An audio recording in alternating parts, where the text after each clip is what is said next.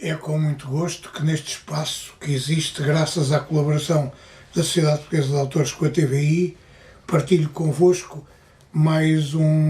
algumas sugestões de leitura, sabendo que a proposta de encontro com estes livros vai enriquecer as vossas referências bibliográficas, encontrando títulos que vale a pena ter e dar a conhecer. Temos, em primeiro lugar, com a chancela de Dom Quixote, o livro mais recente de Maria Teresa Horta, editado em 2021, chamado Paixão, e dedicado a Luís de Barros, que foi um grande jornalista português, que foi diretor do Diário de Notícias e uma figura preponderante no Expresso da transição antes do 25 de Abril para o 25 de Abril e depois diretor do Diário de Notícias, numa fase muito complexa da vida do Diário de Notícias. Maria Teresa Horta, que foi casada com ele mais de 50 anos, dedica-lhe esta obra poética que a confirma como um dos nomes mais importantes e marcantes e sempre inovadores da literatura portuguesa e da nossa poesia, uma poesia em que se encontram os elementos de referência recorrente da sua extensa obra e que mostram que é, no quadro da lusofonia, uma autora fundamental que é sempre bom encontrar e redescobrir pela grande qualidade que têm os seus livros. Paixão é também um livro sobre uma paixão que a marcou durante décadas e que é também um reencontro com a memória de um homem que foi essencial na sua vida e no acompanhamento da sua obra e que eu cito aqui porque eu conheci bem, trabalhei com ele em 2 jornais e porque também o homenageei pela grande qualidade que o seu trabalho jornalístico teve. Viu, aliás, pela última vez, precisamente no dia em que a SPA deu a Maria Teresa Horta o prémio de consagração de carreira. Aqui fica também uma homenagem para Luís de Barros, para além da justa e merecida homenagem a Maria Teresa Horta. Um outro livro da Quetzal, cuja leitura vivamente recomendo, pela qualidade da obra que lhe está na origem e pela qualidade de quem escreve, é A Eneida de Virgílio, adaptada para jovens pelo professor Carlos Ascenso André, professor da Faculdade de Letras da Universidade de Coimbra, que pega num texto fundamental da literatura clássica mais profunda, onde estão os grandes temas do combate pela terra, pela soberania das terras e também o percurso das grandes figuras que marcam a cultura e a literatura clássica. Um livro excepcionalmente bem escrito,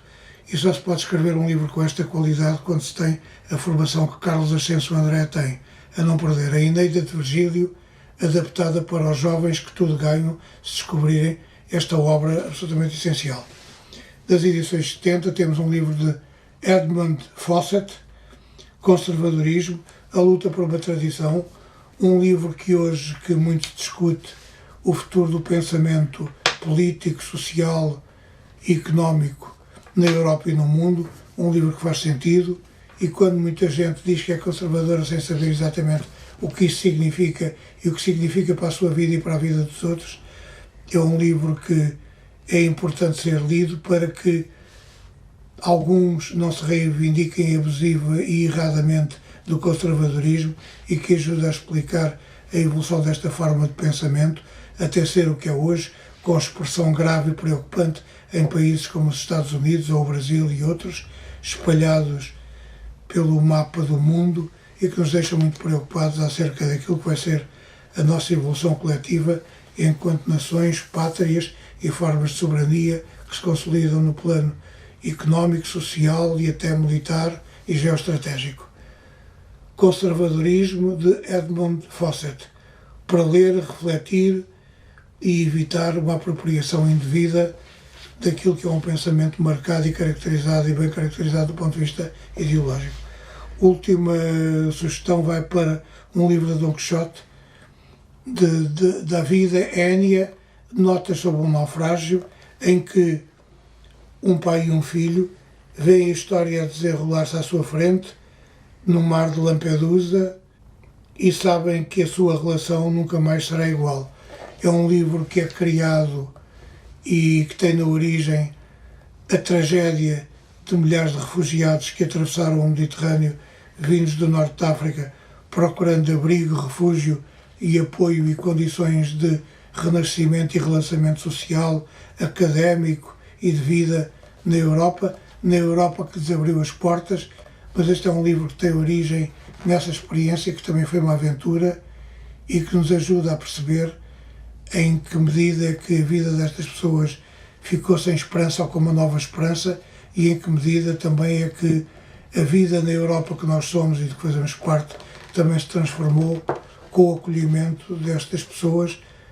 Nota-se a bom naufrágio da vida énea para ler e sobretudo para meditar. Há livros que são mais para meditar do que para ler, este é para ler e para refletir sobre aquilo que se ganhou e se perdeu com o acolhimento destas pessoas e também sobre a tragédia daqueles que não conseguiram chegar à terra e ser acolhidos.